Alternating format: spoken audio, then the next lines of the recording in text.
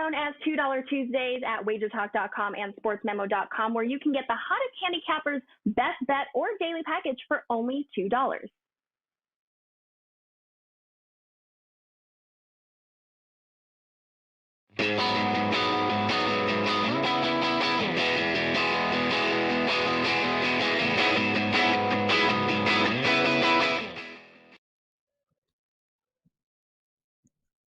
We is live, Teddy. We is live. I'm Lawrence Presman. He's Teddy Covers. You're watching Wager Talk Today. It's Tuesday, May 11th. It's $2 Tuesdays. And Teddy, I don't know if you've noticed, but over the last 3 weeks, everybody who was a $2 Tuesday handicapper at Wager Talk came onto our show on Tuesday, and we're undefeated ever since. No one who has come on this show and promoted their $2 play has lost. Rob Veno is the guy today. He's up first instead of Friday. He's on today. He's our $2 Tuesday handicapper. We're talking a triple pack of NBA games. We got Carmine Bianco. We're going to take a look at the Central Division futures bets in hockey. And, of course, Dave Sharapan. Mr. Covers, how are you today? I'm okay, Prez. How about you? Are you in a good mood today? You seem focused. Well, you know what? I pushed in my hockey game last night. I won my NBA game, back-to-back winning nights for my clients, and I watched Guardians of the Galaxy for the 7th time or something, but this time it was even better because I'm watching all the Marvel movies in the timeline that they're supposed to be watched. So I'm a very happy man, dude. The pool opened yesterday. It's only, in the rest of the world, 12 degrees. I don't know what that is in your country. Who refuses to change. But yeah, 12. So I can't even use the pool, but it's open. How did you do last night? I split. One winner, one loser. Kiss your sister night. Not what you would hope for. At the same time, what am I? I'm 80% over the last 4 days. Running good in MLB and NBA right now, so I can't complain in that regard. A very different story from when we were talking last week, and I couldn't do anything right. Yeah. This last week's been pretty good. Yeah, I think you were on like a 7-1 run or something going into last night. What did we learn in the wonderful world of sports last night? Oh, what did we learn last night? Well, Prez, something stood out to me last night, and what did bettors learn? And it's kind of the addendum to what we talked about last week in this segment when I was talking about all these aces and how you can make money betting against the aces, and the minus $3 favorites are oftentimes problematic. Well, even the shittiest starting pitchers have good outings. Okay, much like the aces may not be bet on in MLB, your bottom feeder pitchers are capable. Look at Jorge Lopez last night. He's ranked near the bottom of the big leagues versus this hot Bo Sox lineup. This guy has been bouncing around the league since 2015. He's played for the Brewers and the Royals and the Orioles. An ERA of 6+ in every season since 2018. The advanced metrics aren't any good. What happened last night? Jorge Lopez, a major league pitcher, mowed him down. What about Luke Weaver? He bombed in 4 straight starts since he threw a 7-inning one-hit gem versus Cincy. He allowed 17 runs in his last 17 innings. What happened? You give him a 5-run lead, and all of a sudden he's an ace. Or at least he was versus Miami's ice-cold lineup last night. Much like in the NBA, when the 12th guy off the bench can become a stud when he gets playing time, in MLB, even those quote-unquote bottom feeder starting pitchers, they have something. That's why they're there. That's what I learned, Prez. What about you? Well, I got to be honest, Teddy, I didn't learn much. I really kind of took the night off of watching sports. I did watch a gripping ending to my Washington Wizard bet. But on a whole, my only question to you is, where does Russell Westbrook rank in the world of NBA greats? Until he wins a title, he ranks with the Patrick Ewings of the world. So a title is what it is for you, right? Like, you got to win a title. title Is what it's going to take to get Russell Westbrook into the next stratosphere. Yes. I don't see that happening anytime soon. Me neither. No, and he's got to be entering the back end of his career. He is. You're so loquacious today. Do you like that word? We got three Let's guests. bring Let's Rob roll. Veno. Yeah, let's bring Rob Veno in. Robert. Morning, Prez. Robert. Or good afternoon. Tell us how. Good morning. Tell us how you became the $2 Tuesday handicapper. It must be an amazing story of W's and more W's to the power of 20. Yeah, I was politely asked if I wanted to be the $2 handicapper on Sunday night, and I politely accepted. But it may have something to do with the fact that the NBA just continues now for 3 years and running to run really, really well. So glad to be doing it. I'm glad to be on with you guys on a Tuesday, although I will miss you guys on Friday. But we came in today with a $2 Tuesday play in the NBA, up and available right now, WagerTalk.com, and we'll talk some NBA here during this segment. There you go, guys. Rob Veno, $2 Tuesday handicapper, has an NBA play up. And Rob, you are up 67% return on investment this year in NBA. Those numbers are outstanding. Take your first couple of weeks out, and you're probably closing in on 100.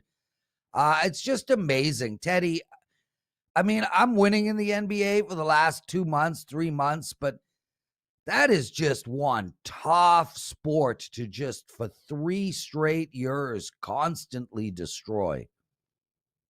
Rob Veno works really hard. All right. Rob Veno doesn't take nights off very often to watch Guardians of the Galaxy. Rob Veno sits and freaking studies NBA numbers every night. Nice. And that's why Rob Veno's had success in the NBA. Nice, Teddy. It's working. But if you ask me, what is it? I mean, it's 2 factors for Rob. One, and I think Rob and I are both the same story. Rob, you struggled in the NBA for many years. I know I did. I was awful in the NBA. And then I watched other guys start to beat it. I'm like, it's got to be beatable. There's something that I'm missing. And the last few years, you put it together and you've been killing it. And it's not stopping. I'm not surprised. I think it's both the work ethic and the understanding of the modern marketplace for the NBA that's helped Rob. Agree or disagree, Mr. Veno? I would agree, Teddy. Yeah, I mean, there were a lot of years there where you'd have a good NBA year and then you'd do the same thing. You'd have a bad NBA year and you come up and you have a good NBA year and you can't figure out quite what's right and what's wrong. You start to question yourself a little bit. But I do think that some of these rule changes I sort of got ahead of as far as handicapping games is concerned. And for the last 3 years, I mean, like we say, the numbers are what they are. It's, it's a situation here, guys, where even when I have a bad day, or like you mentioned, Prez, there was longer than a day, there was a spurt where it wasn't really good, but just continue to do what I'm doing, and it seems to come right back in full force. So that's what we'll keep doing until we see difference in the numbers, guys. As long as they're good, we'll stay this way.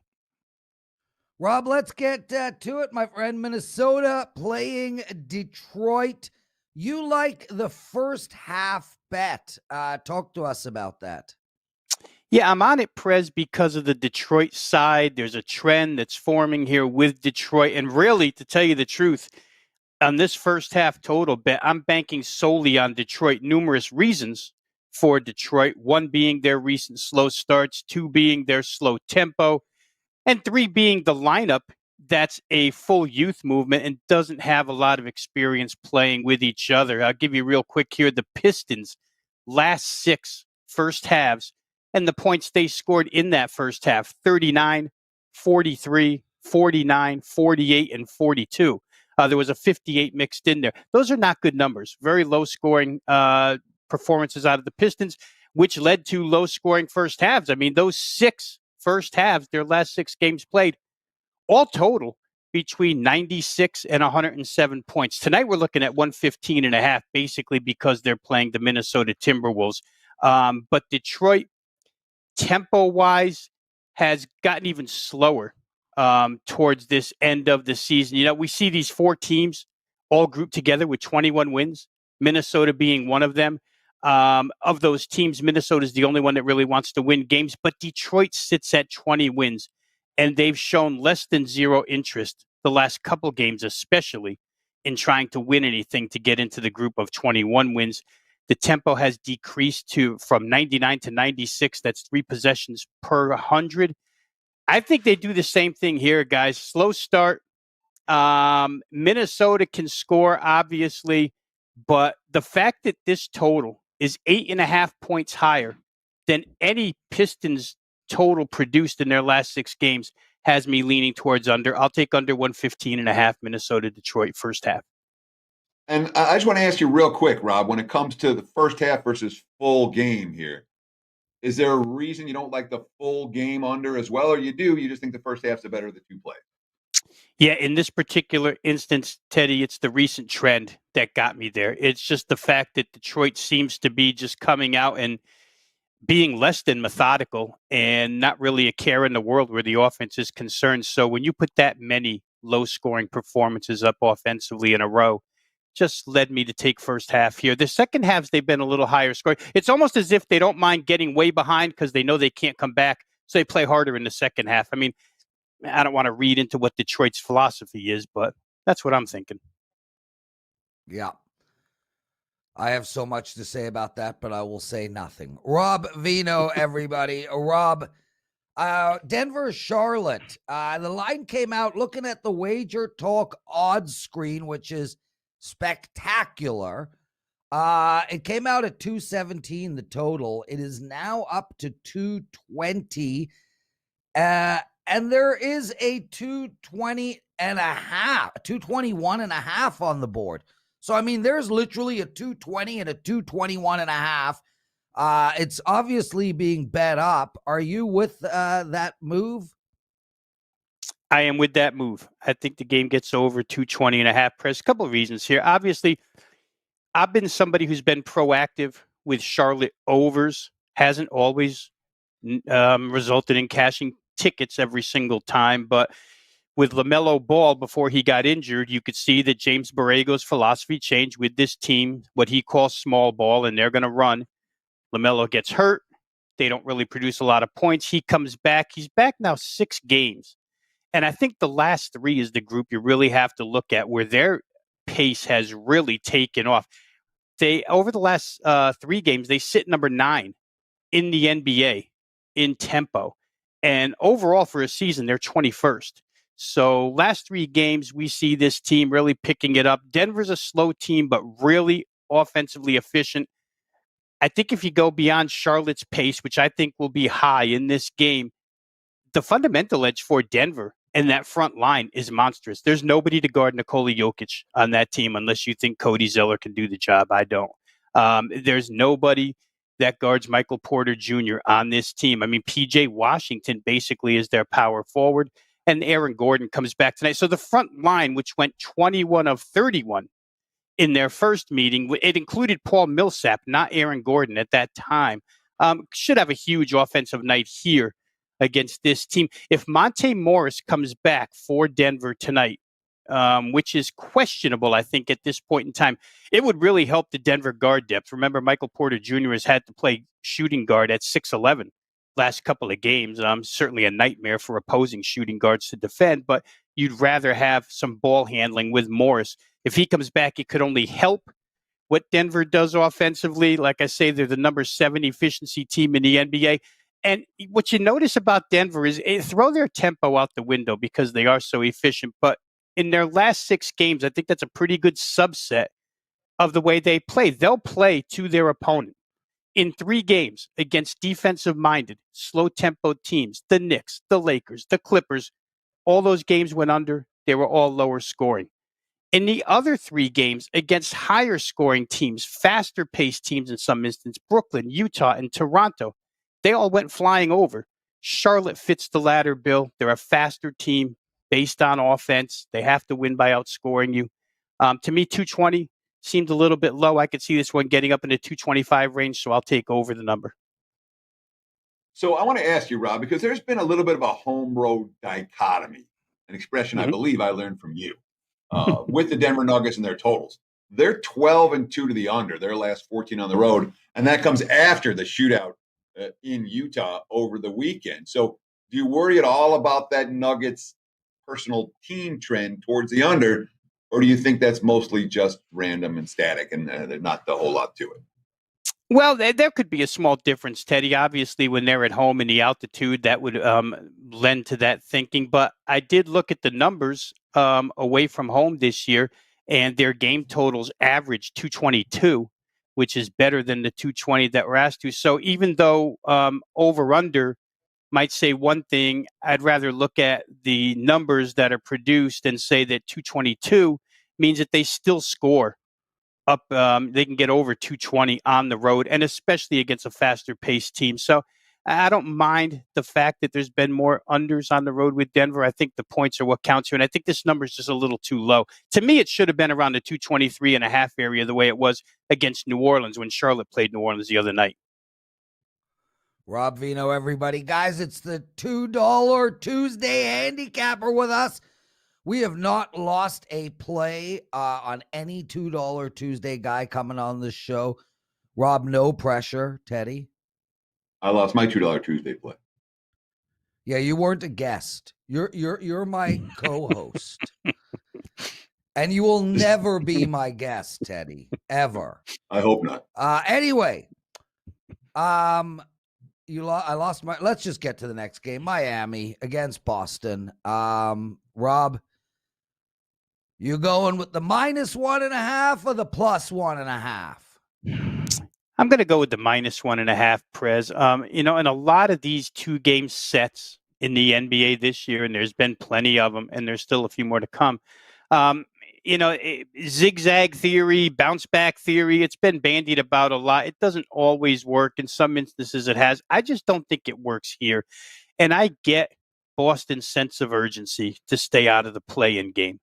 But I also get Miami's urgency to be able to climb up to the number 4 seed in the Eastern Conference standings. They're only one game behind the Knicks. If the Knicks lose to the Lakers tonight and Miami wins this game, Miami and the Knicks would be in a tie.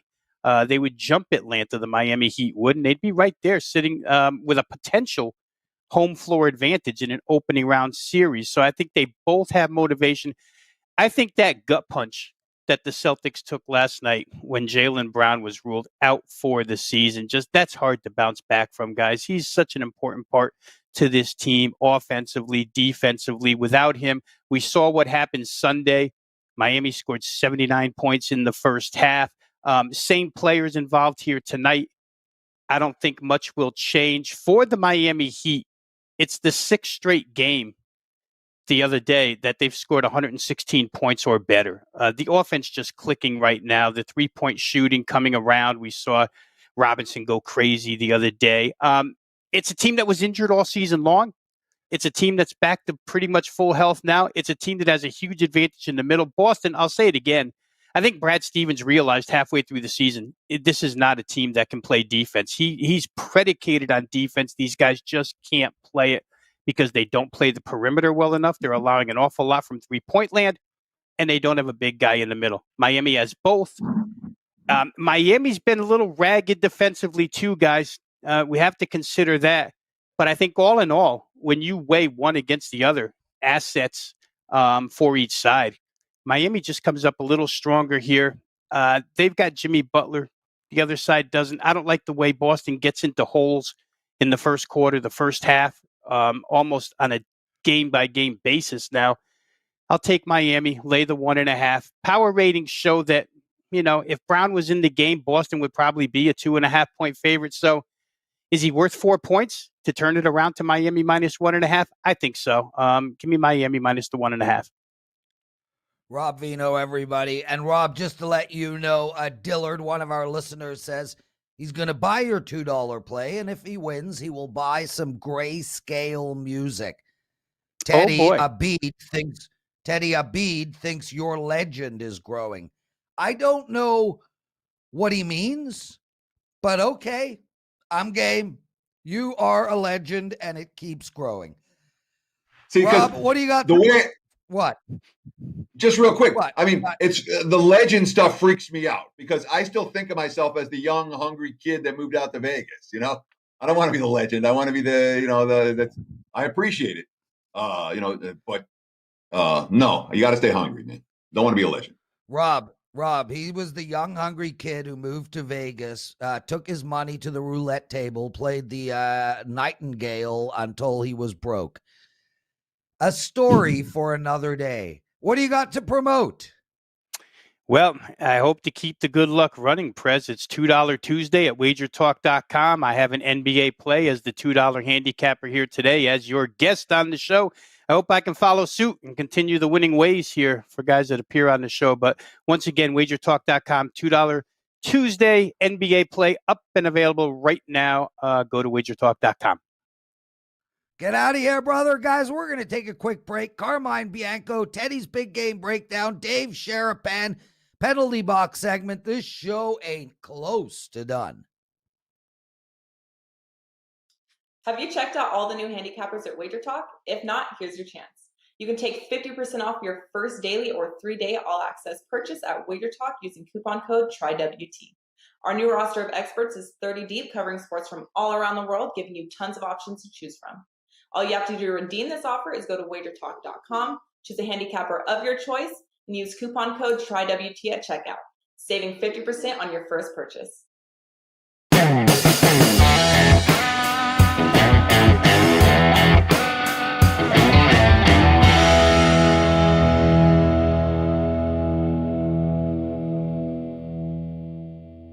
It is time for today's big game breakdown. Let's talk about the Knicks and the Lakers. This one should be fun. Late night action on the West Coast right now. Looking at the Wager Talk live odds screen, we got the Lakers minus 5.5 total, 213.5, 214. The money has come for the home favorite Lakers in early betting action today, despite the fact that LeBron James has now been downgraded to out. Initially, there was a lot of talk that LeBron was going to play tonight. He was going to have his return tonight. And instead, he will be sitting on the sidelines in street clothes. And yet we've still seen the money come for LA, despite the fact, I mean, you want to see some ugly numbers for the Lakers.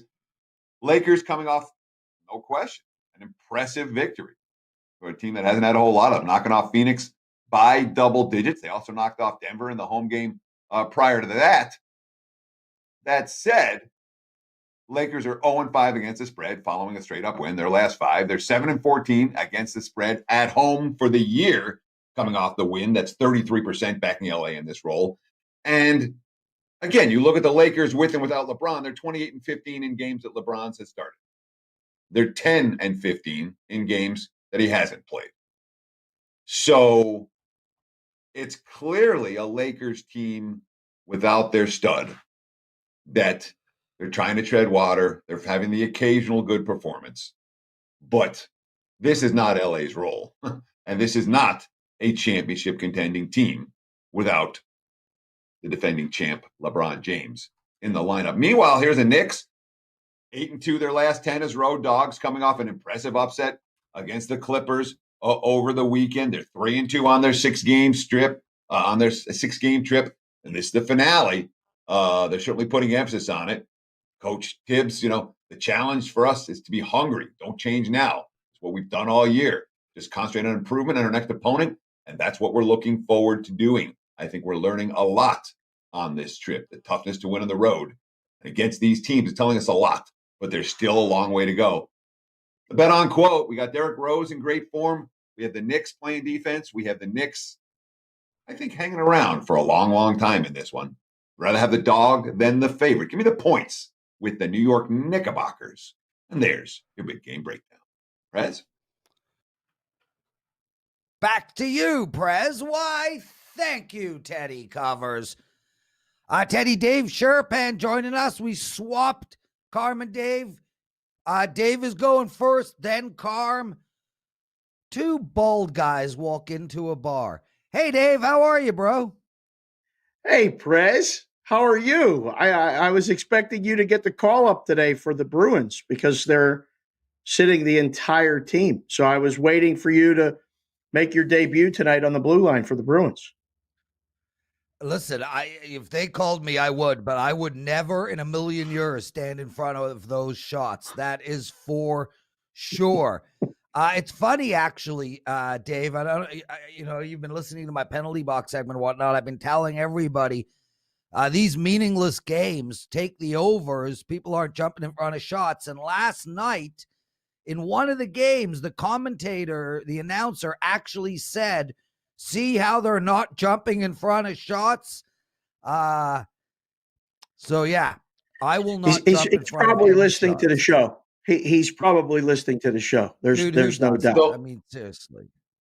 I got to ask now, Prez. I have to jump in here because so the Bruins call you up and they say, all right, we want you to play be our third line defense tonight. What are you, 5'7", $150? 5'8", I'm $160? 5'7", $164, Next baby. Tuesday. Okay. Yeah. Okay. So you're going to, and they say, you got to do it for free. All right. We're not going to pay you. You got to do it. Yeah. And you're going to go in there and get your butt kicked for 60 minutes and embarrass yourself? Dude, are you please, God, let that happen. Please let shifts. that happen. He gets 2 shifts. One, he gets out, falls down, gets run over, makes his way back to the bench, and they say, hey, Prez, can you do it again? And he says, yeah, one more time, and that's it. 2 shifts is his over-under. I'm 52 years old, and I still play hockey. Teddy plays nothing. Dave, what do you play? I play hockey, and I coach softball, so I'm out throwing. Well, coaching doesn't count. Well, I'm doing all the sitting drills. there. Prez. I'm that's hitting not an infield, athletic outfield. thing. I pitch BP Bill twice a week. Parcells was a and I real catch. athlete. Okay, Dave, let's go. Actionable info, man. I don't want to hear this shit. Congratulations to your Penguins. First place, likely are going to play the New York Islanders. I'm baffled at how to attack that series. One team plays to the over, one team plays to the under. I don't know how to even approach that. Really quick, I'd love your thoughts, and then Teddy can talk NBA and baseball with you. Well, this would be a great time in the book for us to start making series prices and, talking about Penguins Islanders and Bruins Capitals. That's going to be, those are 2 wars. I mean, and I don't use that term lightly, for people that served and all that, but those are going to be physical battles that are just going to be by game 2. They already hate each other. They've played each other so many times this season. So expect a lot of penalties, but expect a lot of tight hockey. I'm leaning Penguins, but the Islanders play them tough. Would it surprise me? No. And the Bruins and Capitals, I think, is just going to be a 6 or 7 game war, and one, bounce is going to separate that series. It's pretty simple. The other division, Florida, Tampa, Carolina, I don't know which team's coming out of that.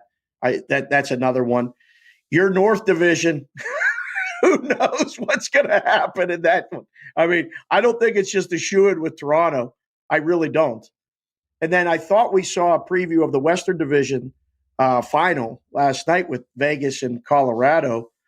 Betting market flipped it to the Colorado the favorite at Vegas, which, wasn't surprising to me. I like Colorado in the game. I think Colorado and them, the winner of that, will win the Western Conference and represent that side in the Cup. I think they beat either of the Canadian teams that make it. But, Minnesota's live. St. Louis is live. The playoffs are going to be awesome. I can't wait to see them. Dave Sharapan at SportsBK Consig on Twitter. And, of course, Dave, a noted girl dad and softball coach. Dave, I want to ask you about today's MLB card. We haven't talked much baseball on the show just yet. Are you seeing anything in terms of early action coming from respected groups?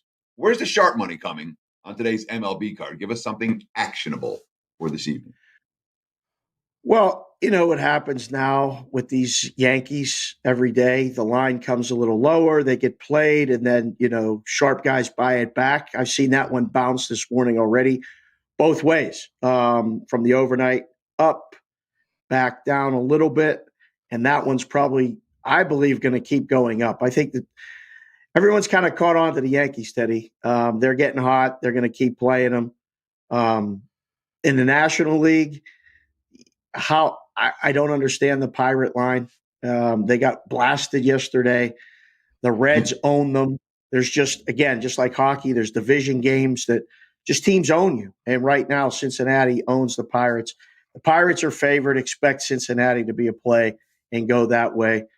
The rest of the card's been a little bit light as of this morning, but I think with with the interleague matchups, there's 5 of them today, and I think you'll see minimal movement in those because I know a lot of the guys that I know still treat it like it's a rarity, and they just take it off because the pitchers don't see the batters don't see the pitchers in that much of a rotation. So, like, the Braves feels light to me. And the Orioles feel like a live dog with a lefty going against a Mets lineup. Again, we've been talking about this for weeks. They just can't hit. And Stroman's on the mound, so the price is a little bit high, I think. Wouldn't be surprised to see that one come down.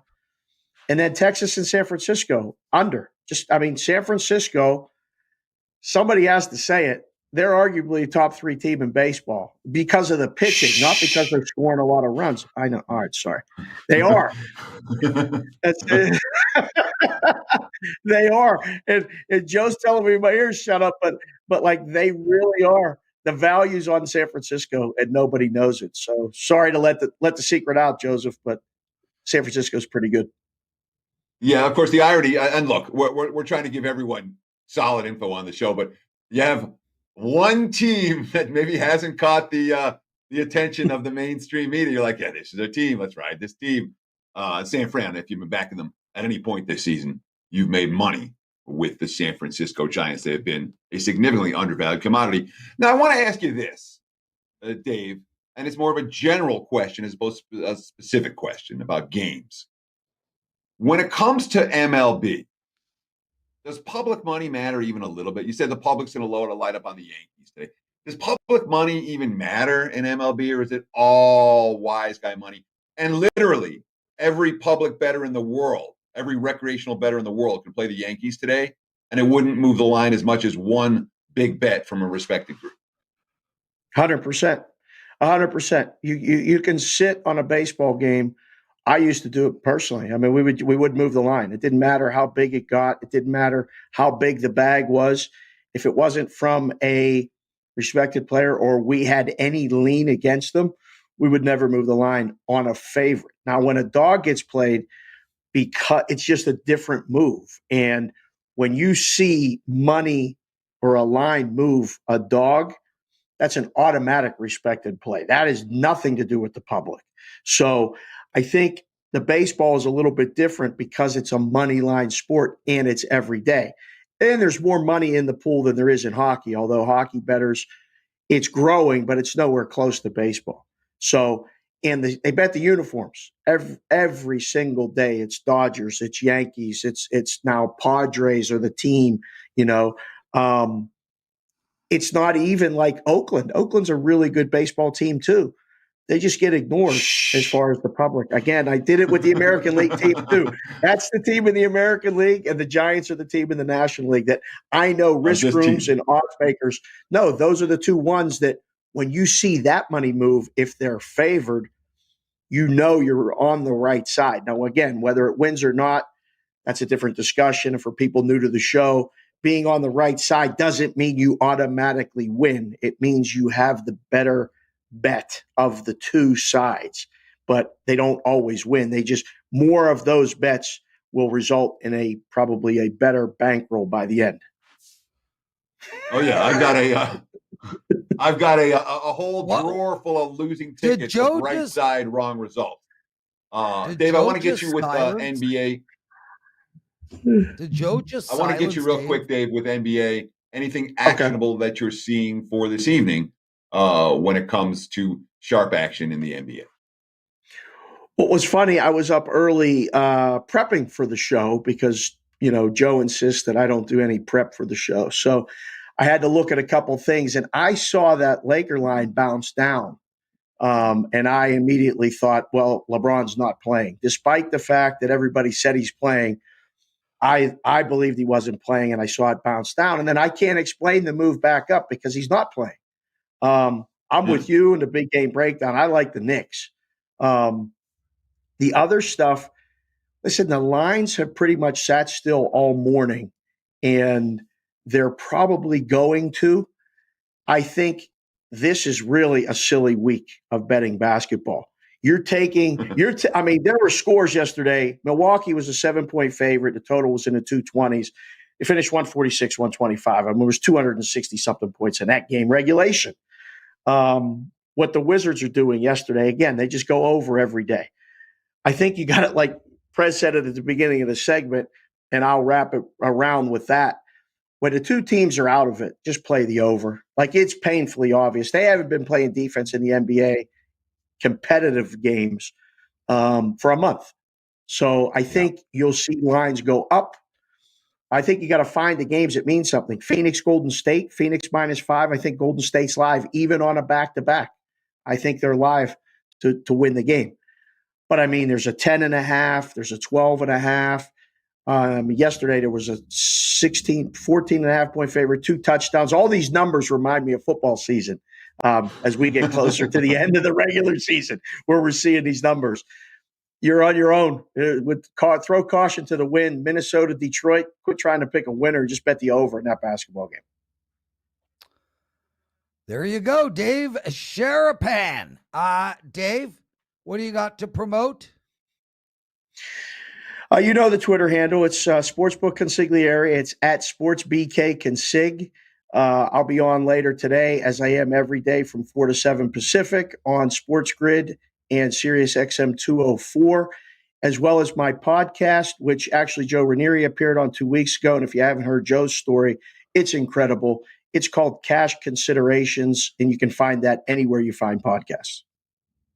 There you go. Joe makes it on your show before Teddy and I. There you have it, Dave Sharapan, everybody. Guys, we are literally Dave, I mean, like, was that I was waiting to dance. I was just waiting to dance. I'll dance for the penalty box segment. Thanks, Prez. Thanks, Teddy. My pleasure. And actually, speaking of the penalty box segment, guys, no penalty box segment today. There's only 2 games. I do like one of them. Hey, I will at least give out what I like with Carm, because Carm and I talk. Oh, put that shot up, Joe. Look, guys, you got to check out our live lines. Teddy, our odds page over at WagerTalk.com is so good, and it's so colorful, and there's so many more things coming. This is literally version 1 of our odds page, and I live on this page, dude. We talk about what do pro bettors do. Okay. What a sharp bet. The live odds screen is open all day. That page is running on my screen all day, every day. I basically never close it. I refresh it once in a while. It refreshes automatically. Yes. Carmine Bianco joining us. Carmine. What's up, buddy? People? Always a pleasure to be here with Theodore and yourself. Carm, we are 3 people away. Joe just doesn't stop. I love when Joe laughs in my ear. We are 3 people away from 71,000 subscribers. Are you going to get us those 3 people in the segment? I certainly hope so. It depends on how these games go, but I'm all for it. I've got some burner accounts. I could just click on all 3 of those and get you there. Hey, we'll take them. We will take them. Anyway, we're talking Central Division futures. It's over in this division. No more hockey. Carolina will be playing Nashville. Tampa Bay will be playing Florida. Let's take a look at the Carolina-Nashville series. And Carolina is minus 140. I mean, 240. Nashville, Carm. Sorry? 240. 240. They're minus 240 to win the series. Yeah, I was like, minus 140 is insanely low. I hadn't looked. You should check your notes. You sent me that minus 140. Minus 240 changes everything. No, anyway, mine are right here, 240. Yeah. Can we move on? Yes, You're of course. allowed to make mistakes, and I forgive you for sending the wrong odds in. No, you read them wrong. Carolina minus 240. Dude, Nashville, man. Do you know over the last 25 games, they have the best record in all of hockey, and that's literally half the season. Surely there is a lot of value on this dog. Yeah, look at who they beat up. They're basically beating up the teams below them, or the teams they needed to beat to make the playoffs. They weren't beating the top three teams in the Central Division, so it's a little skewed. And yeah, you can look at the fact that they did beat Carolina in the final two games of the season, but those were throwaway games for Carolina. They did rest some players, and they had just locked up top spot in this division. I'd rather look at the 6 previous games between these two, and Carolina dominated all 6 of those games, especially winning 4 of them at home and allowing 5 goals across those 4 games at home. This Carolina team is playing extremely well. They were the team that I picked above Florida and Tampa Bay to win this division in our preseason show, Prez, if you'll remember. And I gave them out to my clients at 16-1 to win the Stanley Cup. They're now plus 550, so that 16-1 is a great ticket to have in your pocket right now. As far as this game goes, I just don't see this matchup along with, and it's probably going to come back to bite me in the ass.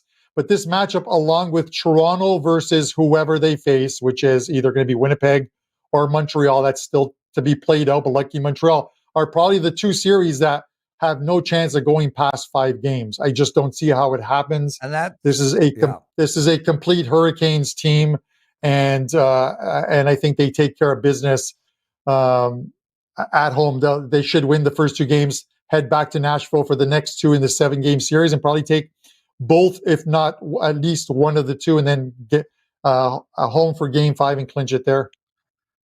Yeah, Carmine. I was just about to. Go ahead, Teddy. I know you don't read your Slack. No. I just read my Slack. Go. No. You have a follow-up. Go, ask. No, but Carm, what I was just literally going to ask you about, whether to take them on the sweep. I mean, look, I think Carolina is one of the best teams in hockey and just perfectly balanced. But Nashville has got a ton of veterans, better defensemen in Yossi. And they're really, really hot here. I was going to say to you, dude, you cannot bet Carolina at minus 240. That to me is a terrible bet. Would you bet them to sweep? I wouldn't bet. I wouldn't bet them to sweep. Only for I think actually 240 is a great number to take, Lawrence. I understand you don't want to be laying or eating a lot of juice, but it's a series they should win. And trying to get fancy with taking them to sweep. Nashville's got a very good goalie in Saros who can steal them a game, absolutely steal them a game. So you're then looking at a series that ends in 5 and you're holding a losing ticket. Why do it? So fair enough, dude. Teddy. I thank you, Lawrence. That was a very thank you, Lawrence. I appreciate that. Now, Carm, I have to ask you about the earbuds, because they make you look more like Mr. Clean than anything I've ever seen. Yeah, I know. I got the 2, and I could take one out, but then I hear all the white noise that's upstairs in the house and stuff. So I've got them both in there, but I love it. Yeah, it actually does. I'm good. I should have worn the white shirt today. Absolutely. I love it. He's Mr. Clean. All right, let's talk Tampa Bay versus Florida. And Florida takes on Tampa Bay, having won the final 2 games of the season to take the number 2 seed away from Tampa. Prez tells me this should be the best series of them all. Do you agree with him?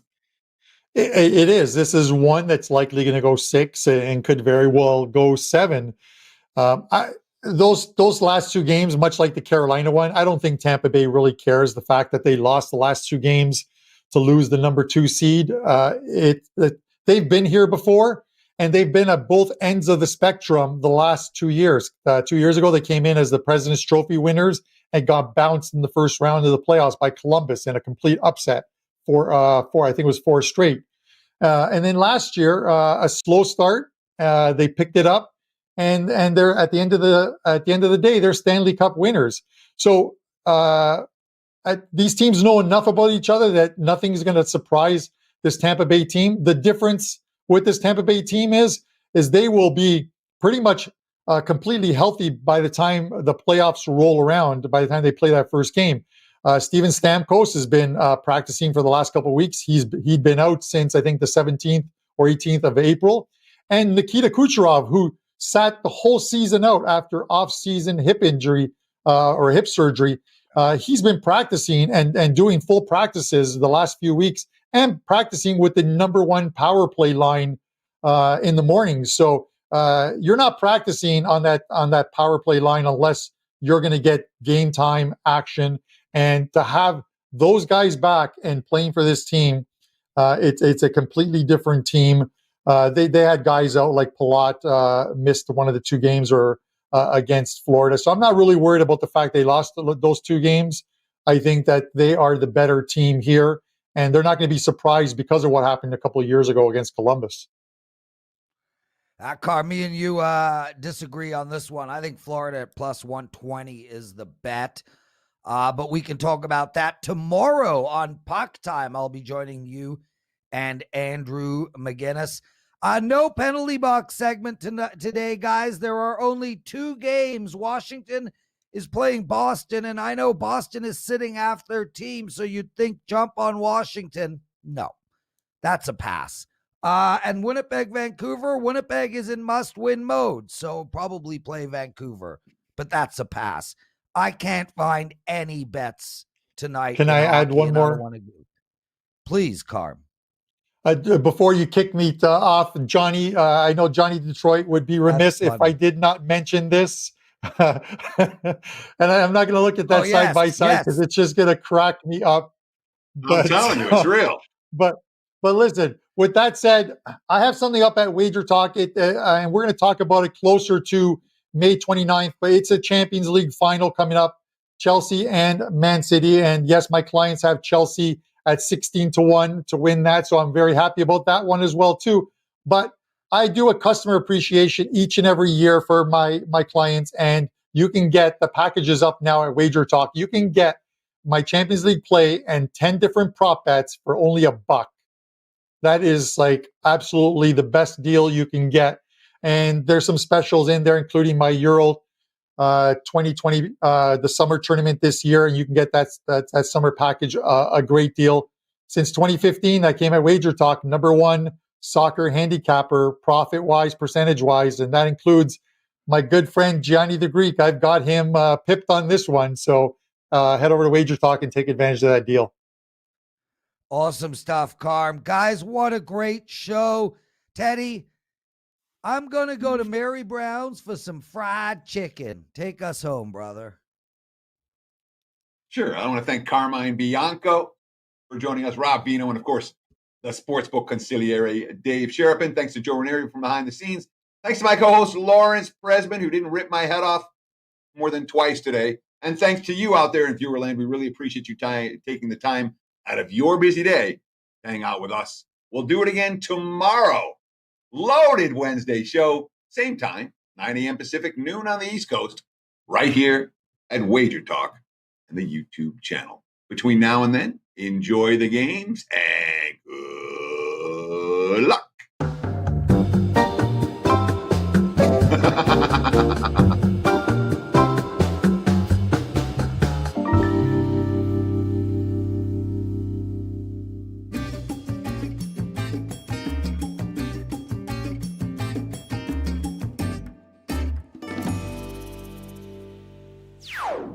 Sign up for the free WagerTalk Text Club to gain access to free plays and exclusive discounts. Just text WagerTalk to 33222 to sign up and get a $10 coupon to use on WagerTalk.com.